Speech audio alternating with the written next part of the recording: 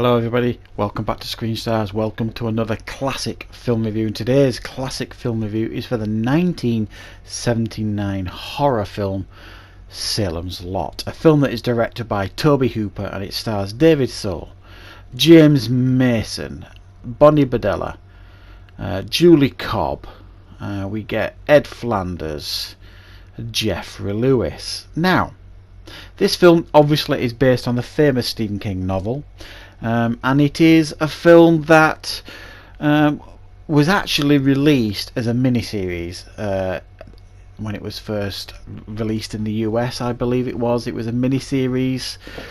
That's how I remember seeing it, certainly in the UK, like in a two-parter. However, it was edited down and also released in the cinemas, I think, after its initial miniseries run. But many would regard that as the inferior version because they just cut so much out. So it's like a 3-hour movie. The miniseries version, cut down to an hour and a half, just isn't going to work really. And I have probably seen the theatrical version of this over the years, and it is definitely the inferior version of it. Now, the film focuses on David Soul's character, Ben Mears, who is a novelist. He's a writer. He returns to his hometown of Jerusalem Lot, also known as Salem's Lot, where he experienced something pretty frightening as a child. He's coming back to write about the Marsden house that has got this evil history connected to it.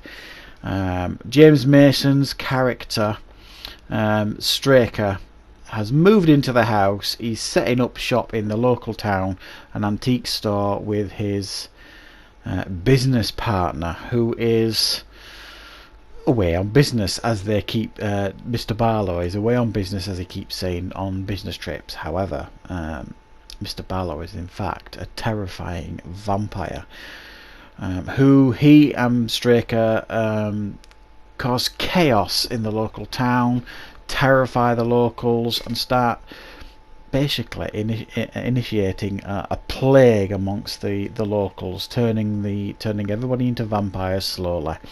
And David Soul and a few others vow to fight back. So that's the basic premise of this story. Now, I have just rewatched this just a couple of nights ago, as I've got it in my collection a couple of months ago. Salem's Lot, wanted it for quite a while. And it's one of those films that it brings back memories to me, because it's one of those films that terrified me when I was a child. It's one of those films that I sneaked to watch, and there are certain scenes in this film that scare me after death. You know the scenes I'm talking about: the kid scratching on the window, the scene with Jeffrey Lewis in the graveyard when he jumps onto the coffin and it jumps up, the kid comes out of the coffin, scared me to death. The one with Mr. Barlow when he confronts the priest was very frightening to me as a child. There's a lot of scenes in this that are expertly crafted by Tobe Hooper that give it this rightful tag of being like a really fantastic horror film first and a vampire film second. Now, after rewatching this, I'm not going to lie, there are some parts of this film that I did find of its time, and even comical. My wife was laughing at a couple of scenes, and I can understand why she was laughing at a couple of scenes. The scene where Barlow headbutts them, the husband and wife together, looked really terrible.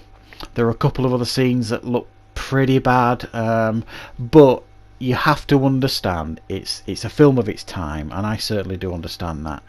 And the pacing as well in this 3-hour version, whereas I don't agree with it being cut down to an hour at 90 minutes or something.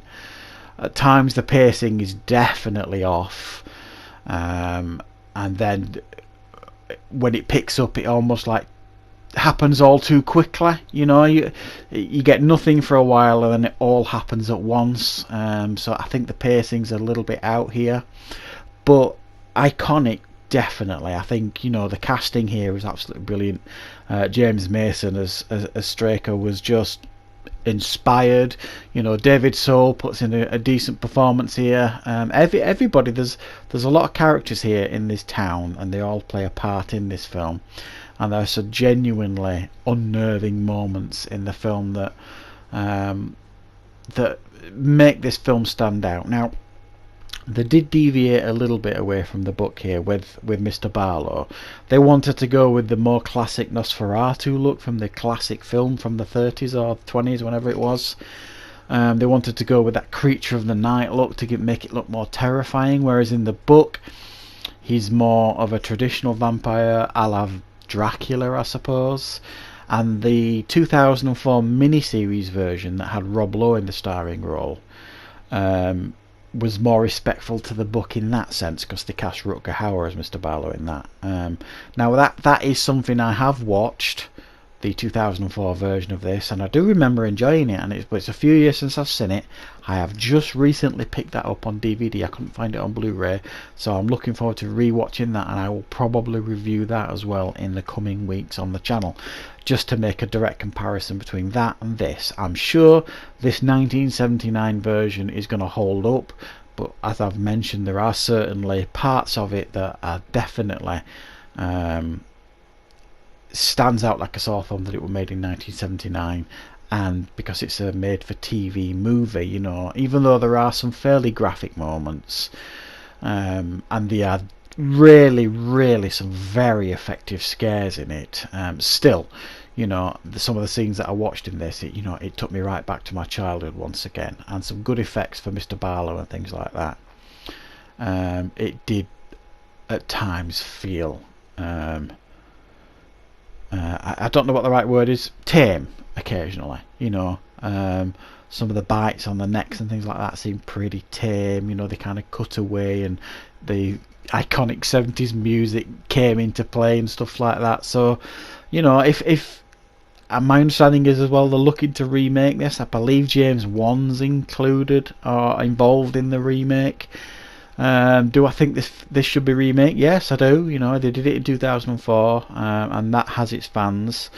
So if they do a big budget on-screen remake of this, I would definitely be interested in watching it, because I do think they've got the material there, the Stephen King material. If they don't deviate too far away from it and they don't mess it up and try and, you know, put their own spin on it, I think, you know, they could potentially knock it out of the park. So I'm up for that, definitely.